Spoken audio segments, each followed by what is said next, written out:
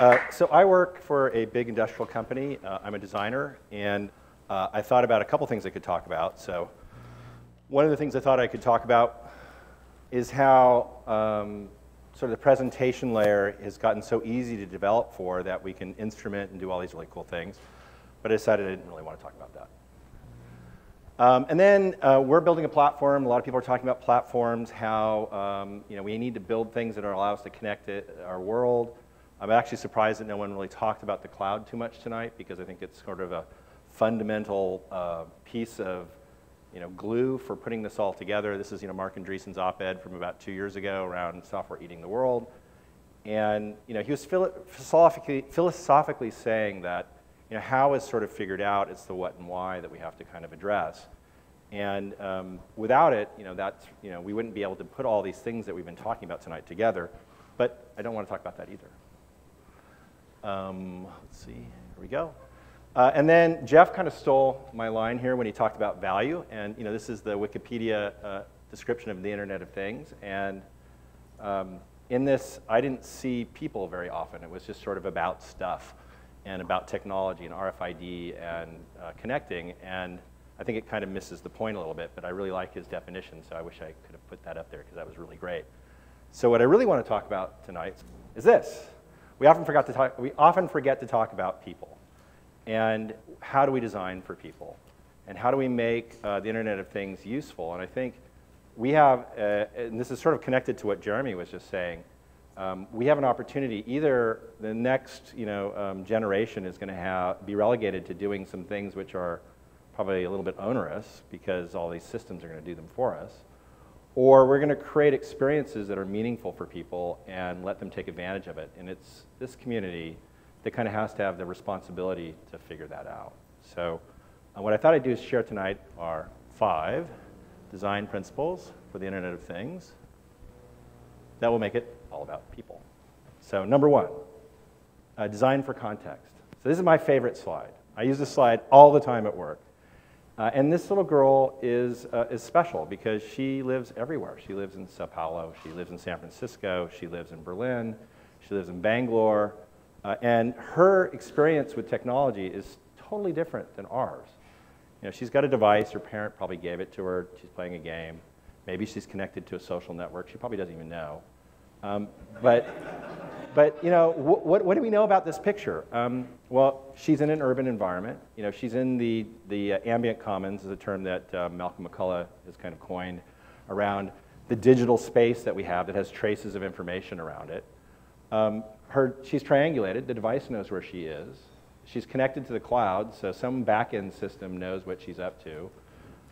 All of those things are combining together to triangulate and kind of connect her experience at that moment. And her expectation of how she's going to interact with the world is that everything's going to magically kind of happen for her based on what she wants to do.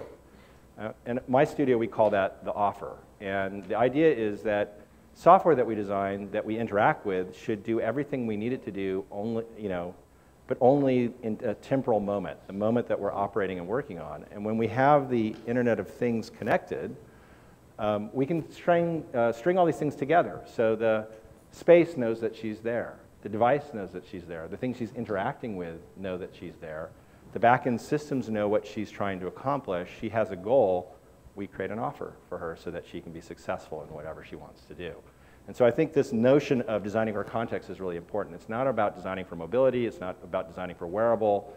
It's the right device in the right moment, in the right temporal condition, in the right situation, for the right goal, and we're going to be emerging in this world where we can connect all of these things together. So that's the first design principle.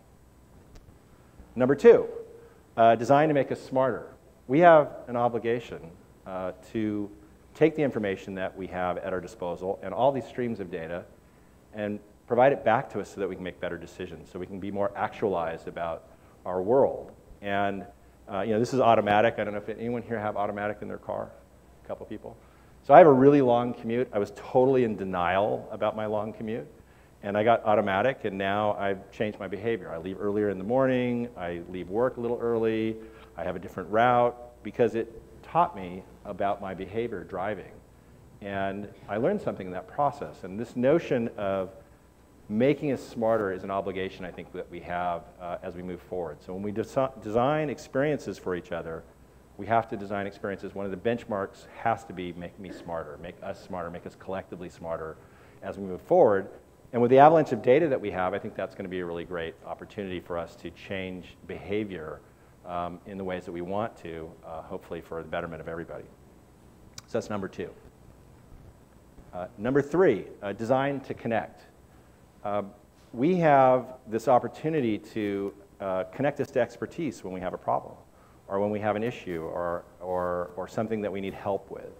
And this sort of notion of personal concierge, being able to give me the right information when I need it, is something we can do with the Internet of Things, because again, we've triangulated your condition. We know the situation that you're in.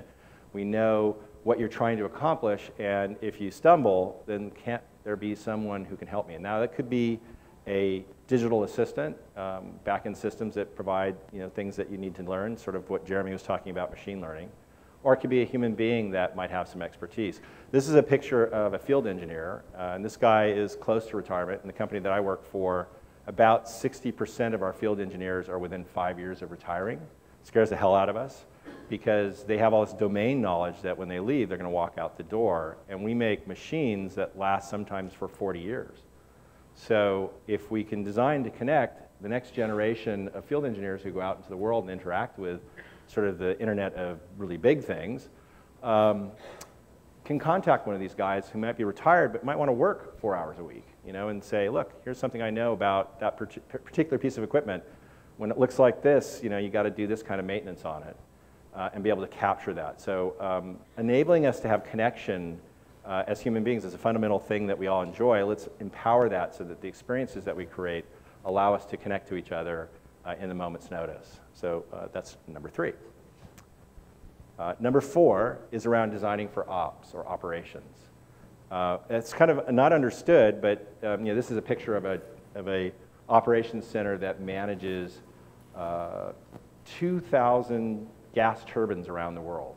So these are really big machines that generate electricity, and in this environment they can see the performance of a single gas turbine, but sort of using analytics and algorithms and big data, they can also see patterns emerge across a fleet of 2,000 and can compare them with weather conditions and operating behavior and maintenance and location and humidity and power loads.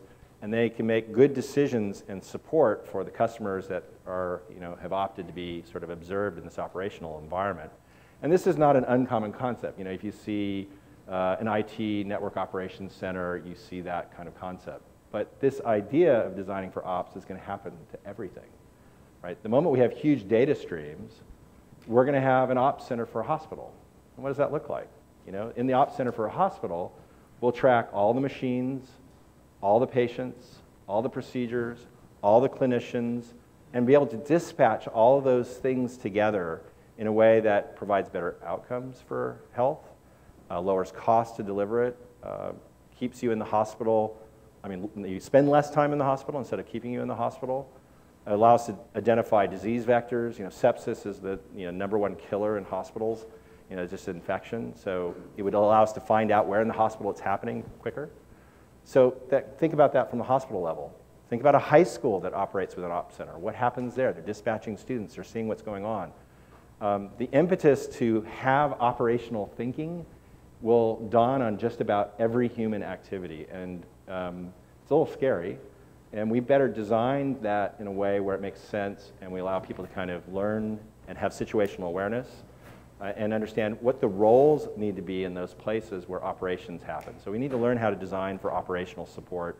You can imagine 30 people with Fitbits or some sort of medical device in a community, and there's a operations center with nurses watching those people.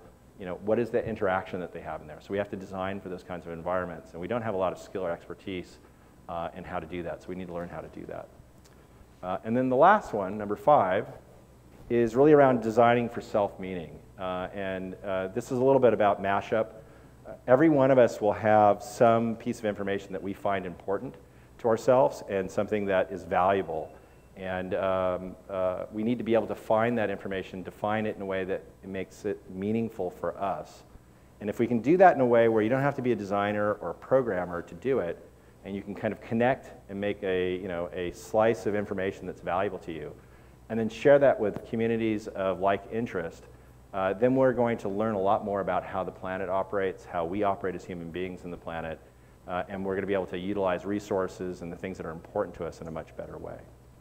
And with that, if we do that,